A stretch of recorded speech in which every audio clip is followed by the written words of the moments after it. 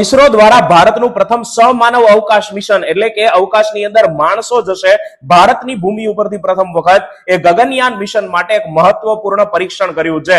જે main parachute છે, મુખ્ય પેરાશૂટ જે આપણા અવકાશ યાત્રીઓને પૃથ્વી ઉપર લેન્ડ કરાવશે, એનું સફળતાપૂર્વક પરીક્ષણ કરવામાં આવ્યું છે ઝાંસીના બાબીના ફિલ્ડ ફાયરિંગ રેન્જ ખાતે આપણા ઇન્ડિયન એરફોર્સના IL-76 પ્લેનમાંથી 2.5 કિલોમીટરની ઊંચાઈ ઉપરથી આ પેરાશૂટને એર ડ્રોપ કરવામાં આવ્યું છે અને આ પેરાશૂટ દ્વારા સ્થિર અને સોફ્ટ લેન્ડિંગ થયું હતું, જે પેરાશૂટ ડિઝાઇનની મજબૂતાઈને માન્યતા આપે છે. તો આ પેરાશૂટ છે એ આમ તો 2 જ પૂરતા છે સોફ્ટ લેન્ડિંગ કરવા માટે, પણ આપણે 3 રાખેલા છે સેફ સાઈડ માટે. ગગનયાન ક્રૂ મોડ્યુલ માટે 4 પ્રકારના કુલ 10 પેરાશૂટ રાખવામાં આવેલા છે. 2 એપેક્સ કવર સેપરેશન પેરાશૂટ છે, જે પેરાશૂટ કમ્પાર્ટમેન્ટનું કવર દૂર કરશે.